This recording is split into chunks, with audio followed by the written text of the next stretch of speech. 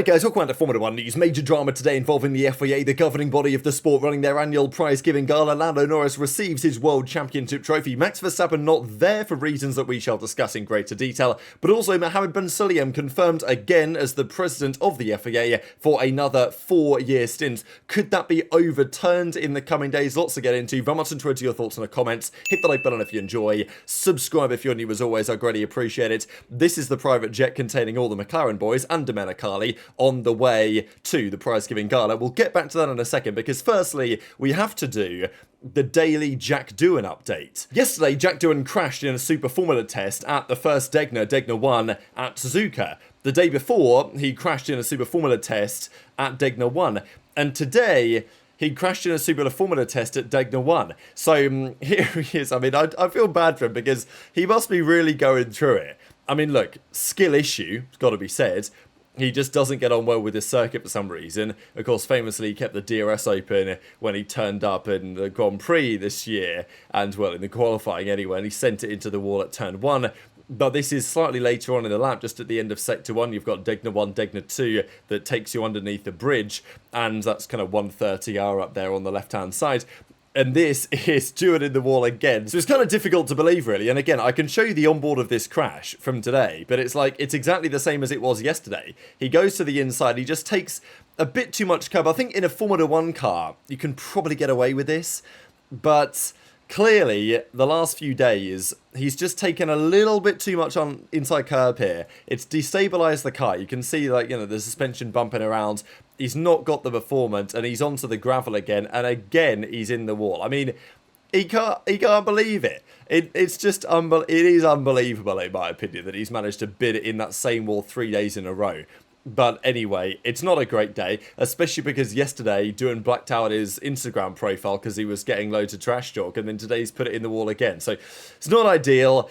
Doesn't especially bode well for Doohan's Formula 1 return at some point if that was ever to happen. But yeah, I'm not sure I've ever seen anything quite like this before. The other update from the FIA side is on the Concord Governance Agreement. Now, when we usually talk about the Concord Agreement, we have generally discussed it in the context of an 11th Formula 1 team wanting to come in Cadillac, potentially a 12th in the future, and the dilution fee that they would have to pay. The teams previously agreed that if another team comes in, they will have to compensate us X, whatever it was, because the rights revenue from the media rights and all of that stuff gets shared between the teams. If a new team comes in, that pie is sliced more thinly, and as a result, they want to be compensated the other teams. There was a figure in play. The other teams then said, okay, no, that figure's not enough. We instead want it to be, I don't know, however many £billion to make it up effectively. This new covenants agreement, of course, we don't have the figures as to what that is going to look like. All F1 say is just corporate jargon. So the only thing that's really worth talking about on this is what motorsport.com had to say. They had some insight, and they say both FOM, Formula 1 Management, and the 12 and the 11 teams, not 12 yet, we'll see, will collectively pay the governing body more money. So well done, FIA, you've got even more cash, even though you're definitely a non-for-profit organisation, although apparently the money keeps going to Mohamed Ben Sulayem's private jet repairs. So, you know, that's a topic for another day. We'll discuss Ben Sulayem in a second, which the FIA is expected to reinvest in the governance side of the series, including stewarding, marshalling, and other services. So, you know, fair play. If the FIA get more money out of this and they put in permanent stewards, they get paid a salary, I think it's a win. And I think the teams would probably say it's a win as well. It's also understood there's been a change in the voting process with the F1 commissions, with fewer team votes now needed to reach majority, effectively giving the FIA and FOM bigger voting weight to push through regulatory changes. Will remain to be seen if that's good or bad. But, you know, at the end of the day, the teams have agreed to this stuff, so they must be getting something in return. From 2026, the number of team votes needed for a normal majority has been reduced from 6 to just 4 out of 11 teams, plus the FOM and the FIA, while a supermajority will now take 6 out of 11 instead of 8. So, you know, it's very interesting that if only 4 teams agree to something, and then Formula 1 themselves and the FIA agree, then it goes through, which, well, it's an interesting change for sure. I'm semi-surprised that the teams have agreed to it, but there must be something else they're getting in return. The other thing that they've done is introduced a fit and proper person test, abbreviated to the FPPT, which is a tool to protect the image, reputation and integrity of the FIA championships. Championships who wish to do so can assess whether certain natural persons should be deemed fit and proper persons, which then indicates whether, effectively what happens to them, right? Now, it's kind of remarkable that this type of thing would be introduced, especially as many would argue, possibly their own president wouldn't necessarily meet the standings, but he is still going to be there. So, well, Uzbekistan is where the FIA Prize Giving Gala is today, and congratulations to Mohamed Ben Sulayem. He has been re-elected again alongside all these other deputy presidents. Now, we know that there have been multiple reasons for this.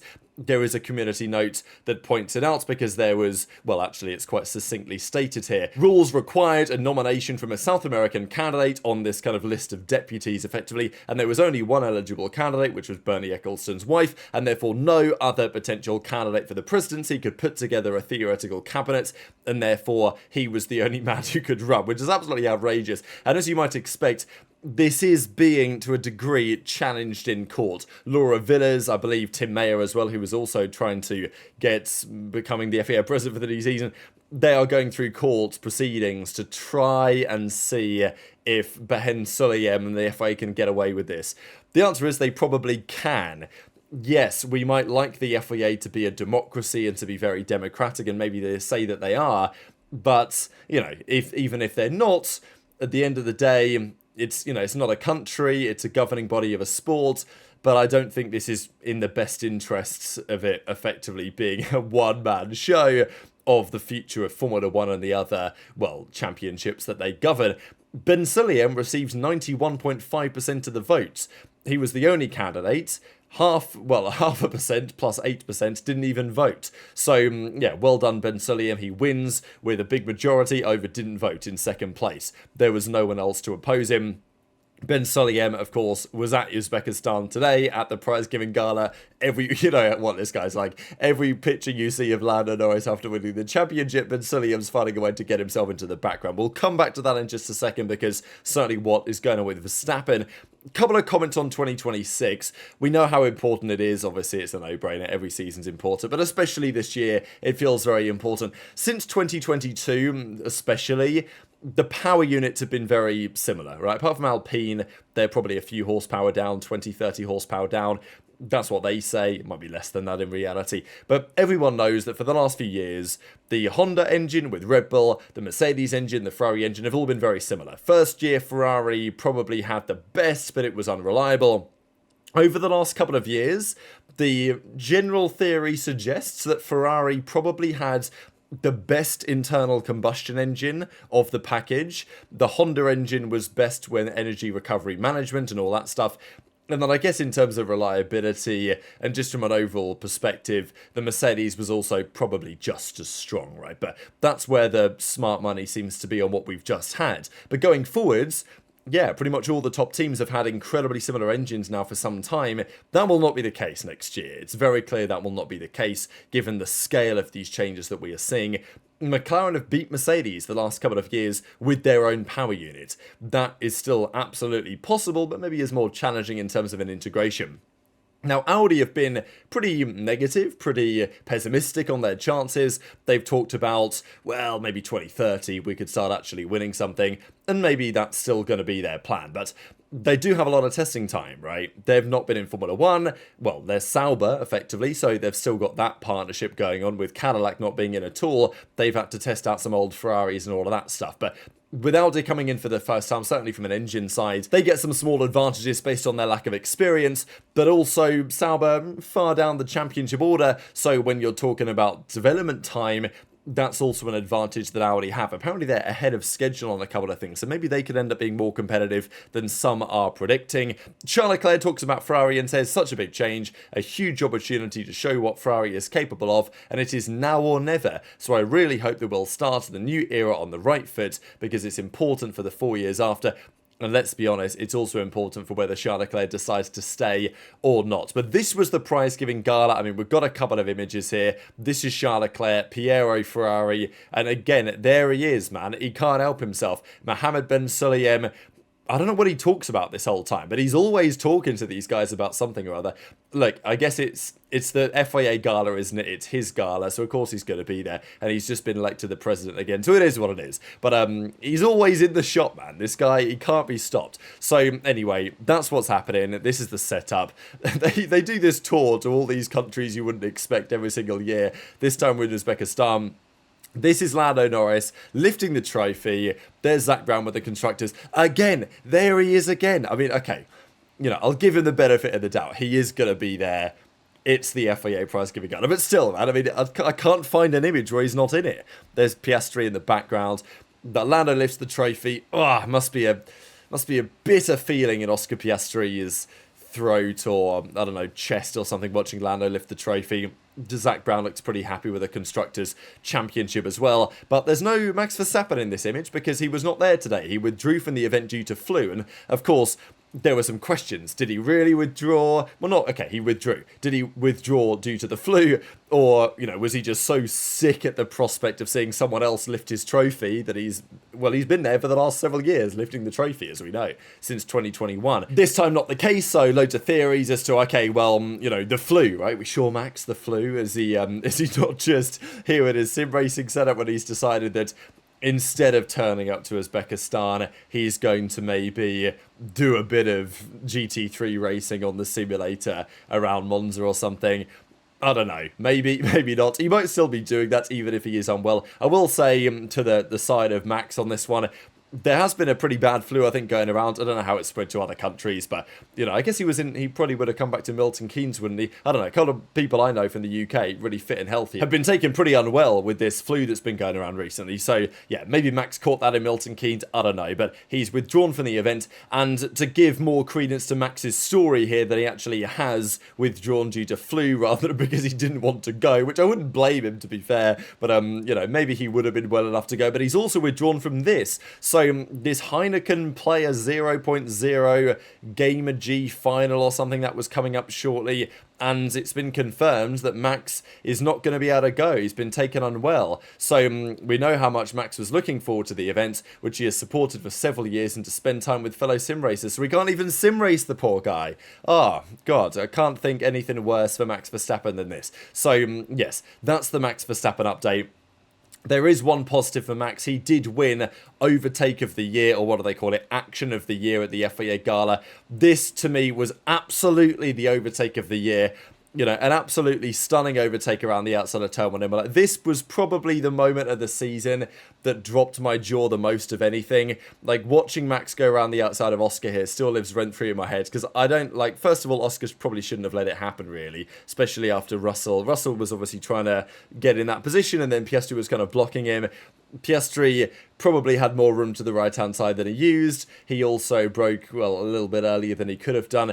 There was also lots to talk about this overtake, because Max on the formation lap, he was pretty aggressive at turn 1 there. Like, he actually accelerated a lot and pushed his braking point, so he knew where he thought he could get away with it.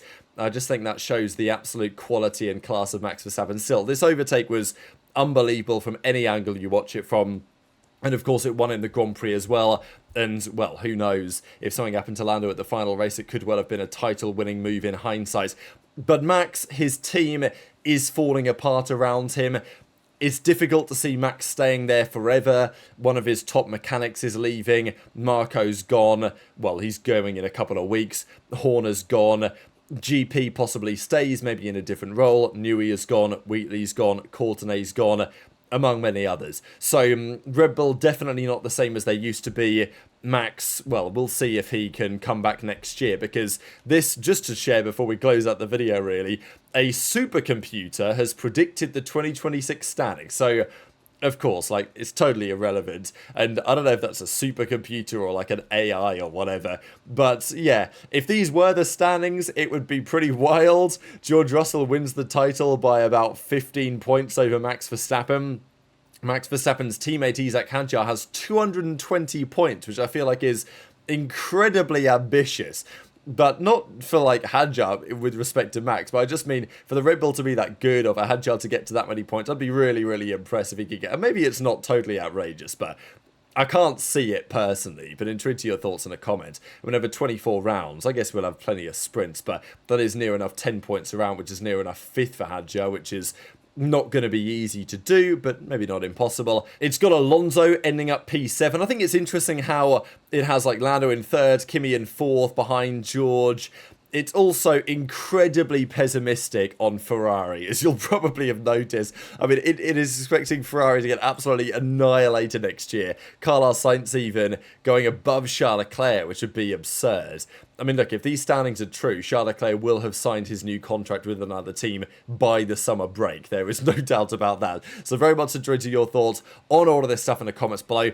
Actually, I do have one final thing to share. 20 seconds of this. Honda put out a video that says, this is the sound of our new car. This apparently is what next year's car engine, the Honda engine anyway, with Aston Martin sounds like. So give this a listen. Tell me whether you like it or not in the comment section below. Of course, it's still a V6, but it is a different sounding V6 to what we currently have. Again, it's difficult to tell how this sounds in different acoustic settings and all that, but I think the majority feedback tends to be probably better than we currently have. But very much intrigued to your thoughts in the comments. Hit the like button if you enjoyed, subscribe if you're new, take care, and I'll see you next time.